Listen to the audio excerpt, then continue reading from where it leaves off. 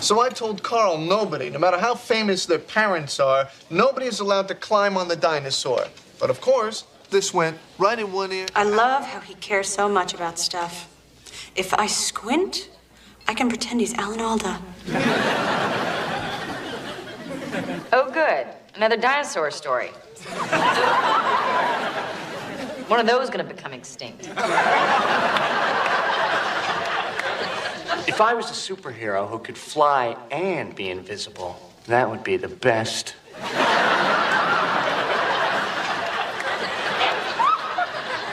What does Rachel see in this guy? I love Rachel. I wish she was my wife. Dun, dun, dun, dun, dun, dun, dun. Dun, dun, dun, dun, dun, dun. Dun, dun. Who's singing?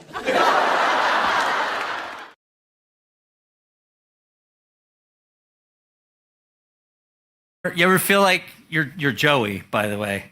You ever feel like you're talking, but nobody's listening? It's like the words are coming out of your mouth. You can hear them coming out. You can feel them coming out, and they seem to just come out of your mouth and like fall right on the floor.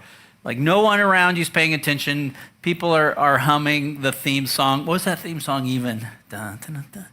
I don't even know what that is. But I have a confession to make, and I've made this confession before, and I just want you to know it's easy to confess to you guys because you're new about every 6 or 7 months, by the way, so you don't hear my confessions. I'm not a great listener.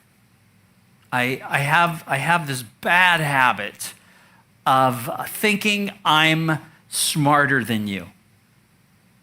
First service laughed at that. That's a joke. Maybe you're like, I know, Rusty. That's 100% true. I have this tendency to start to come up with an answer before you finish what you're telling me. Or I've got something else that's of utmost importance to do, and so I just need to keep nodding long enough so I can go to lunch. Yes? I'm not a great listener. Maybe some of you have that same issue. Am I the only one in the room that's not a great listener? Usually when I talk about listening, I have a lot of people come to me and go, me too. You just don't want to admit it in front of everyone like I do. We are in week 2 of a series. The title of the series is You'll Be Glad You Did. And we're talking about timeless advice in troubled times. We've all taken advice. We've all given advice. Some of us have accepted that advice. Some of us haven't accepted that advice. We've all come to places in our life where maybe we said, I'm glad I did, or I'm glad I didn't, or I wish I had, or I wish I hadn't. I think if we were brutally honest, we could all kind of sit around in a circle and all of us could kind of come up with a time where, yes, I remember that time where someone gave me some advice and I didn't take it and I wish I had. So this series is just about advice, and this is very unoriginal advice, by the way. Nothing you haven't heard before. In fact, it's probably nothing you haven't said before. I borrow much of this series from Andy Stanley, so this is regurgitated 2 or 3 times, but this is just general advice. It's not wrong or right advice, maybe. It's not even ethical or unethical or legal or illegal. We're just kind of framing this advice as wisdom advice. Wisdom advice. We're defining wisdom this way. Wisdom is the soundness of an action or decision with regard to the application of experience, knowledge, and good judgment. That's kind of a hard definition. A better definition is this. Wisdom is the knowledge, and whether you've learned this or heard this, to know that everything we do is connected. Everything. And we tell our kids this a lot. It's easier for us to tell our kids than to hear it as adults. Every action we take affects not just us, it affects people around us. Everything we do is relational in nature. It's also everything we do affects our future. Every action we take, everything we decide to do, eventually it's going to play out. Now, sometimes we take advice and we follow good advice and we make good choices and that turns out really good. And other times we don't and it turns out really, really bad. So today's word is listen. And I was talking to somebody on the way out of 9:30. I'm like, it's kind of hard for me to talk about listen when I'm up here with the microphone and you're all sitting in chairs looking at me. But nonetheless, Today is about listen. Now, before we get to what you should listen to, I think it's important for us to talk about what you should maybe not listen to. It's because you do hear some things, by the way. As we human beings, this is not religious in nature at all. This is just the nature of being a human being. We are awesome listeners and hearers of things we want to hear. Get the dessert. Buy the car. Text, don't call. You know, those things that like confirm what you already know. Like, yes, I needed somebody to just confirm. Now, this is called confirmation bias, if you know those two big words, confirmation bias. And as humans, we're wired up to listen and hear things we want to hear. In fact, we love it. We love it so much that social media and the media know this about us. They're smarter. They know more about you than you know about yourself. And they will begin to pump things to you that confirm your bias. Things you like to buy, things you like to eat, people you like to vote for, things you like to do. All of a sudden, hey, everybody's telling me I'm right. And obviously, if I'm right, everybody else is wrong. So don't listen to them, only listen, and the media does this too, by the way. We pick our media, who we want to listen to, and then they confirm what we already believe. That's called confirmation bias. Be really, really careful. Be really, really careful when all you're listening to is people that are telling you, it's fine, do what you want. You don't have to pay attention. You're right, they're wrong. I don't want to say don't listen to those people, but be very, very careful. That's kind of a red flag or a warning sign that says, you know what, maybe I shouldn't do this. Social media is really good at this. I said that. They actually have, analog. They'll figure out what you like and just push it at you. Push it at you, push it at you. And here's just inside information. They don't care anything about you. They don't care who you vote for. They don't care what you buy. You know what they care about? Money. And the more clicks you give them, the more money they make. They don't care about you at all. You know what people that are on social media, you know what we're called, right? I'll just engage myself in that. We are called users. I'll just let that one set with you for a while. We are called users. So you need to be careful what you're, putting in the veins. So do not always listen to the things you want to hear. On the other hand, what should you listen to? You should listen to the things you don't want to hear. You should open your heart, your soul, your mind, your ears anytime someone is speaking advice into your life and you say this, I know. You get this,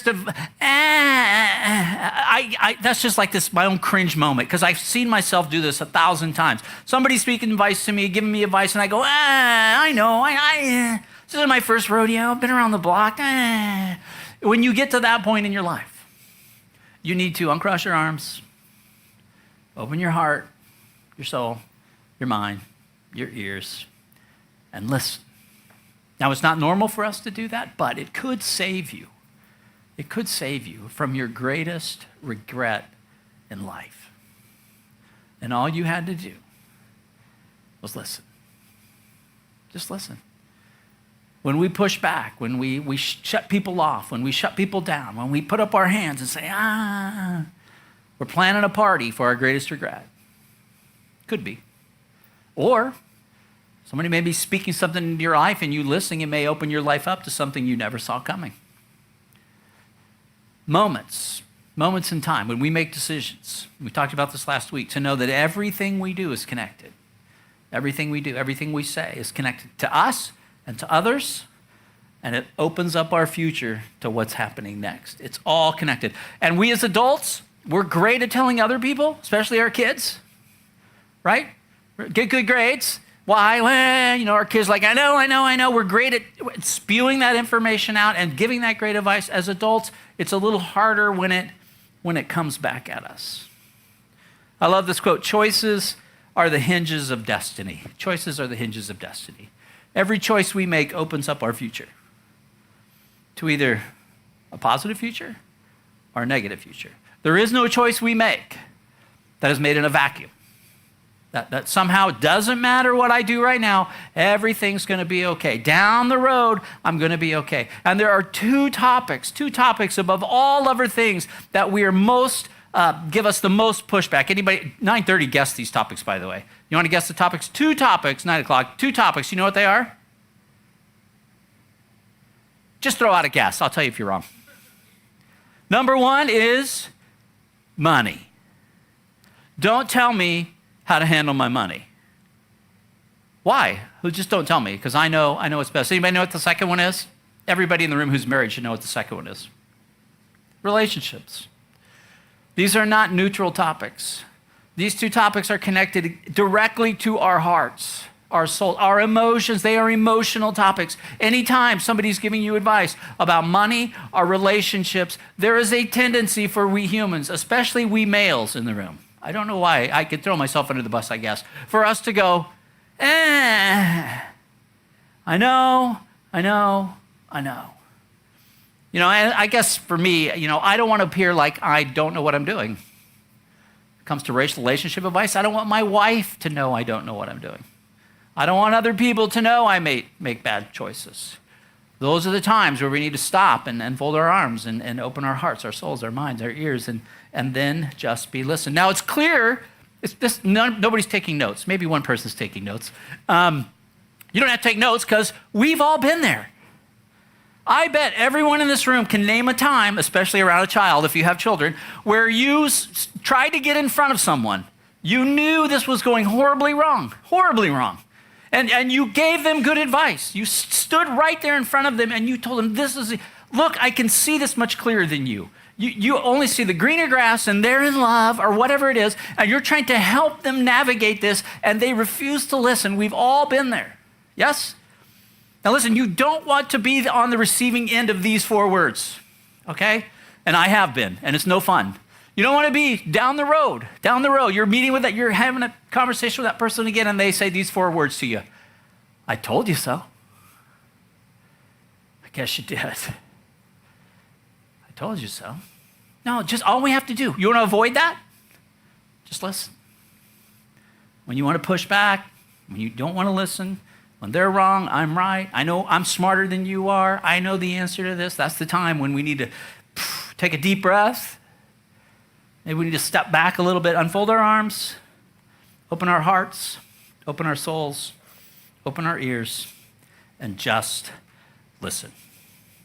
Love this quote. Don't even know who said it. When you're in a conversation and things get to be, there's some tension, you need to pay attention to the tension.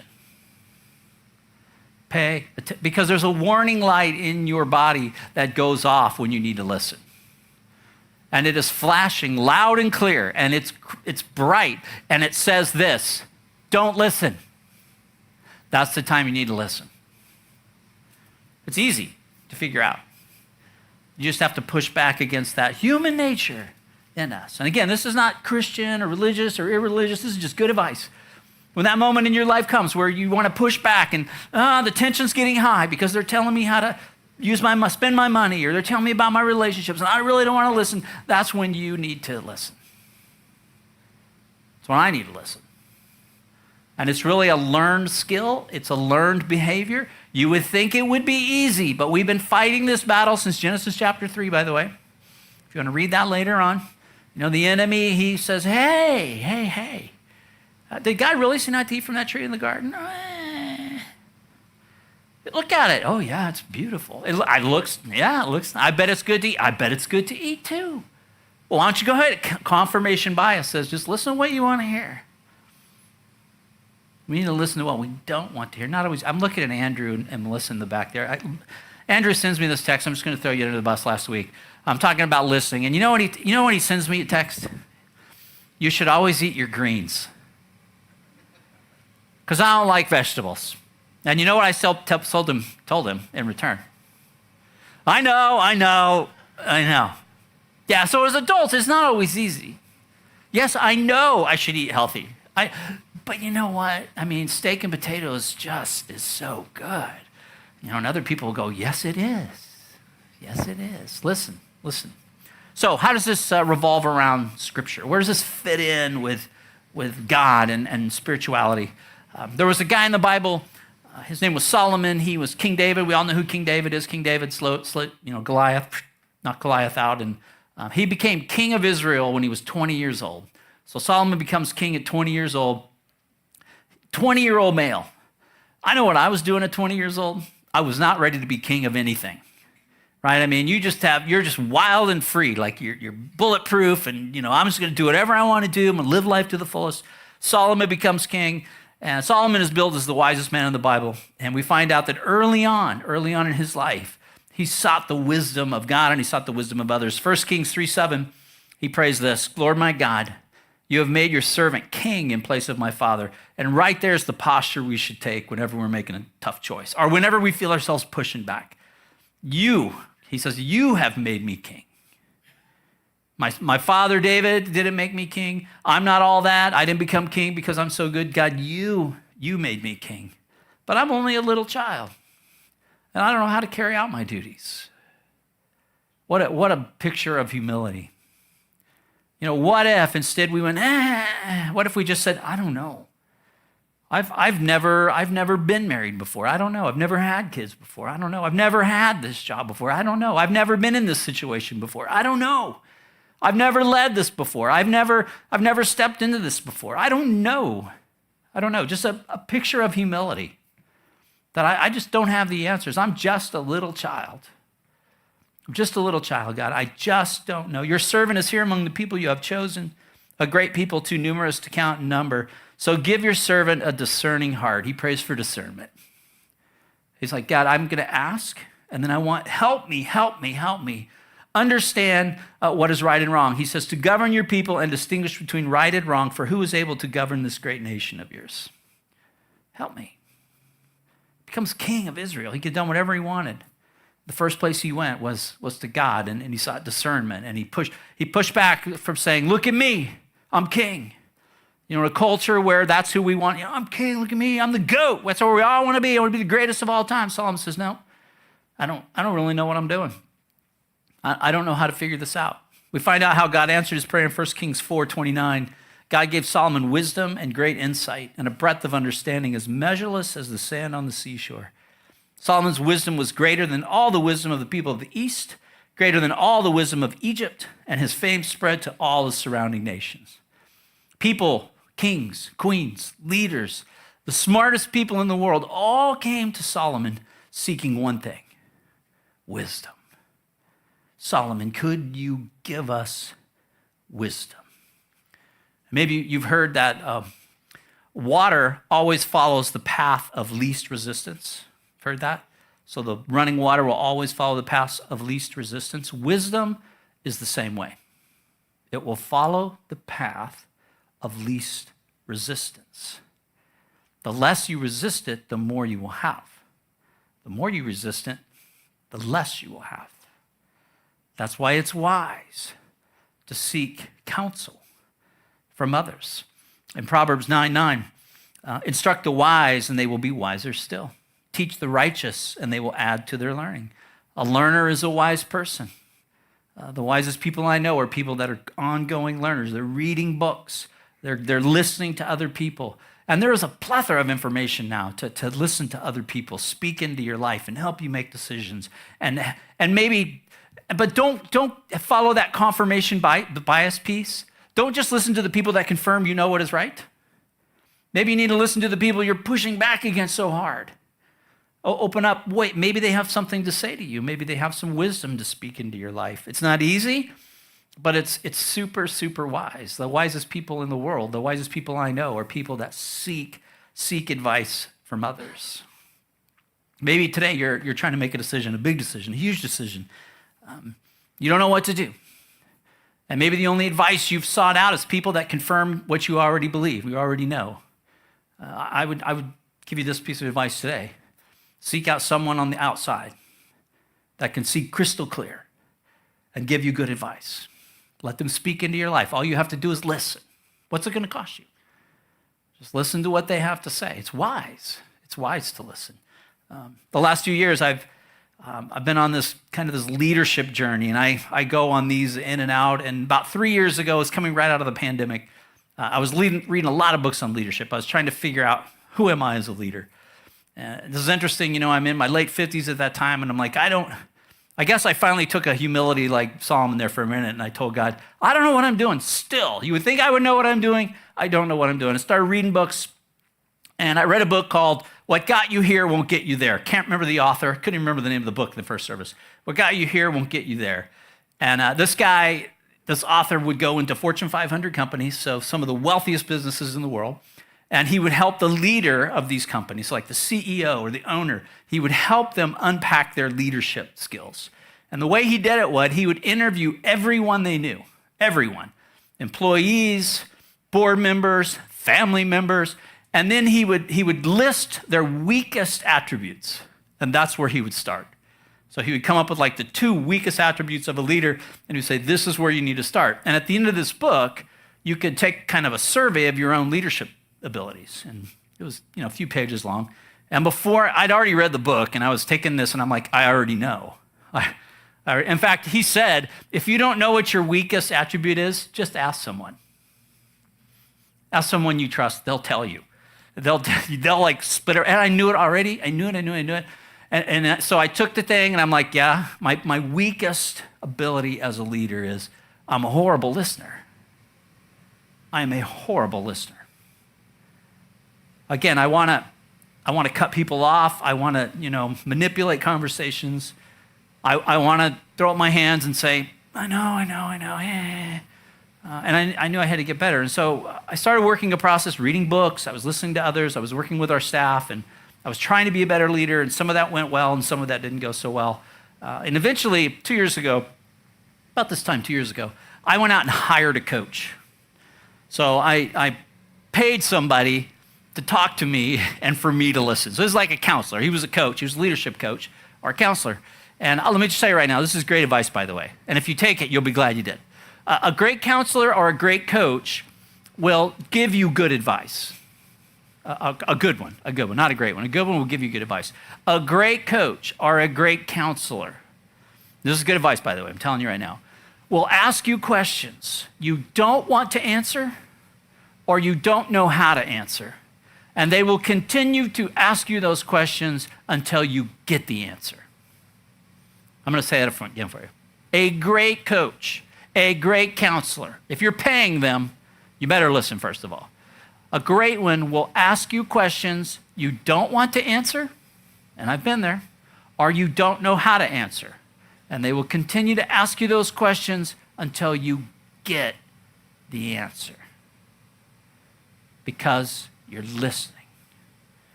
You're listening to them.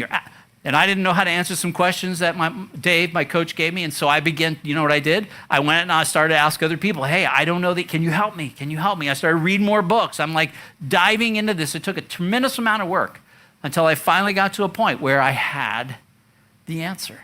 Now, it didn't solve all my problems at all. But at least I had the answer where I wanted to go. Because choices are the hinges of destiny. And I knew the choices I was making were going to open up to my future. And it all started with listening. Listening to my coach, to my counselor, and listening to God. Solomon would say, when we refuse to listen, when we push back, I know, we're fools. It's foolishness.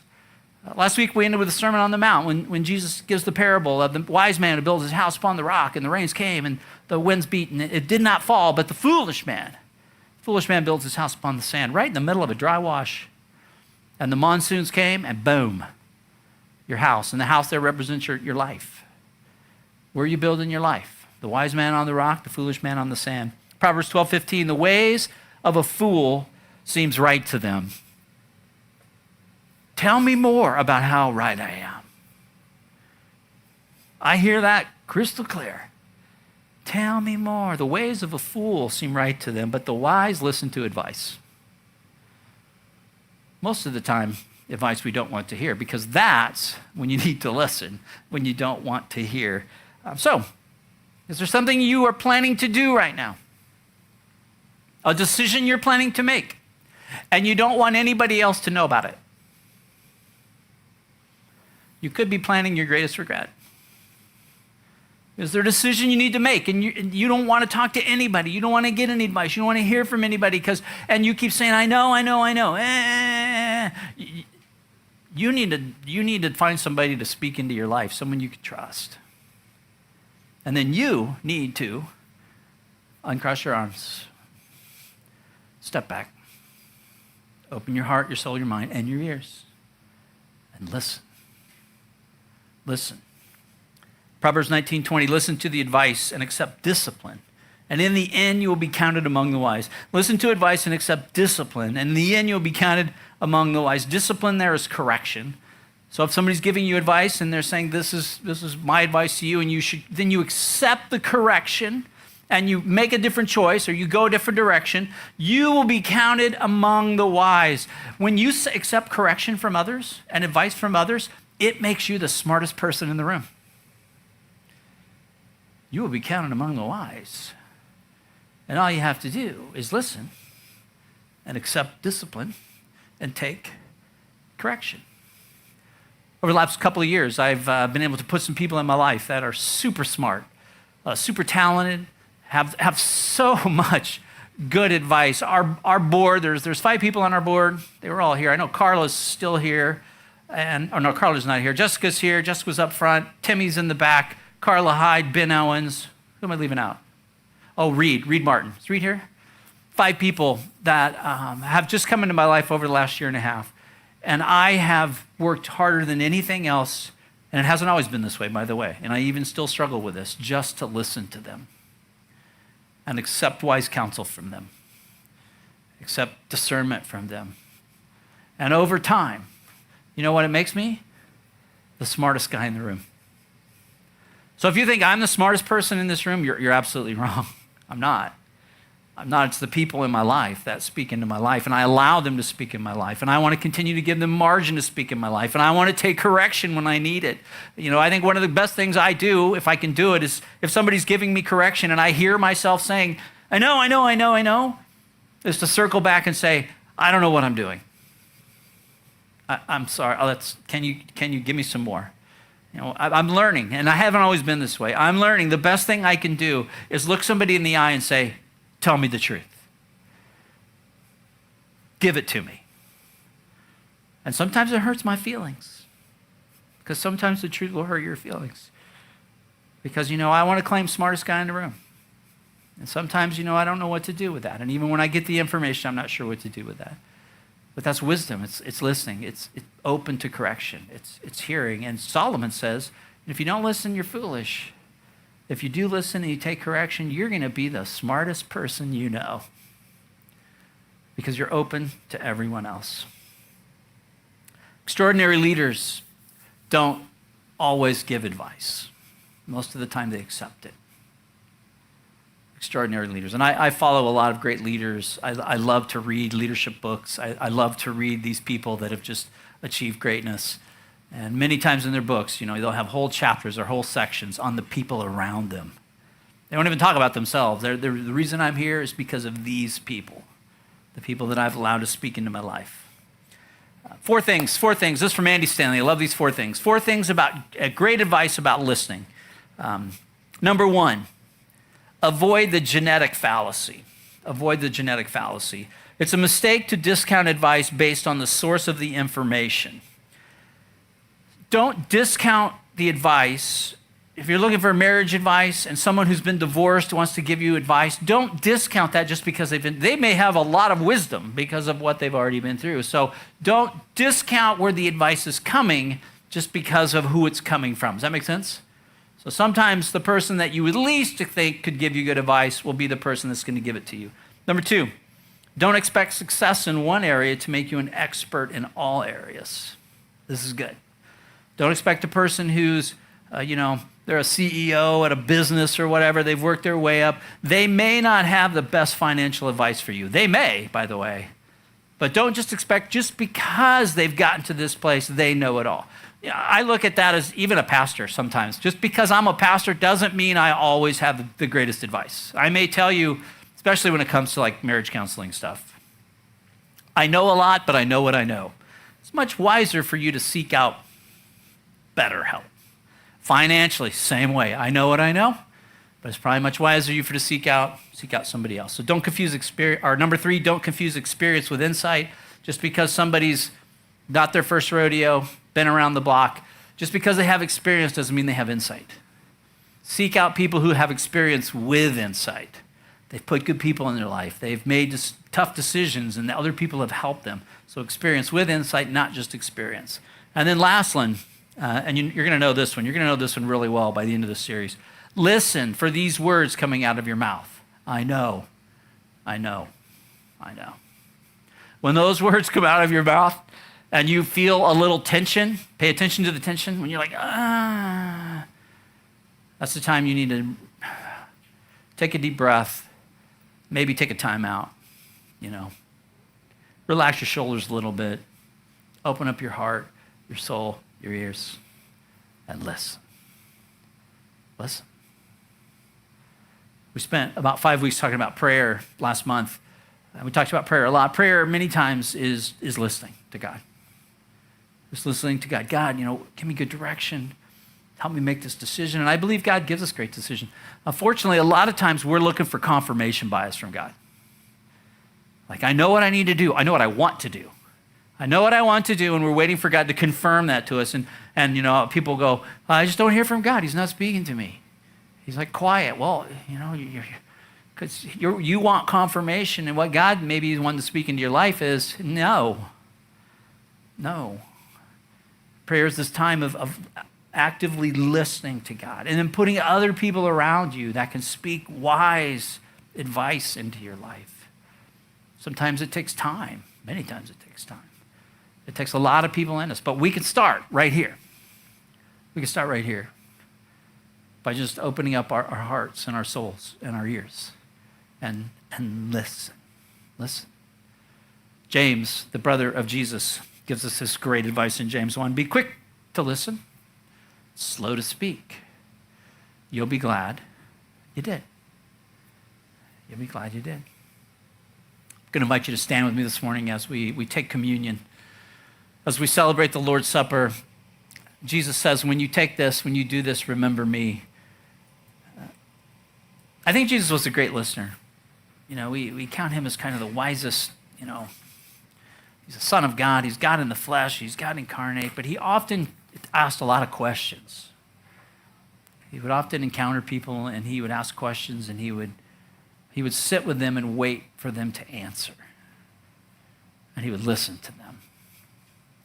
This morning, as we come to the table, as we take the bread that represents the body of Christ and the cup that represents his blood, poured out for the forgiveness of sins, he says, follow me, and you will have a better life. And part of that is being a better listener. Your life will go better. Your choices will open up into the future in a better way if you'll just listen. Father God, we're grateful for today. We're grateful for the opportunity to worship together, to come together in community, to build relationships, God, to learn more, to be taught and led by you, Jesus. We know you said to follow you, Father. Help us to step in and become disciples, to become more like you every day. And as we take this bread and this cup, God, we're reminded of the great sacrifice that Jesus gave through us. No greater love hath a man than he laid down his life for another, God. We're grateful. We pray all this in your name, Jesus. Amen. You're free to come forward. There's also elements in the back, and just to return to your seats.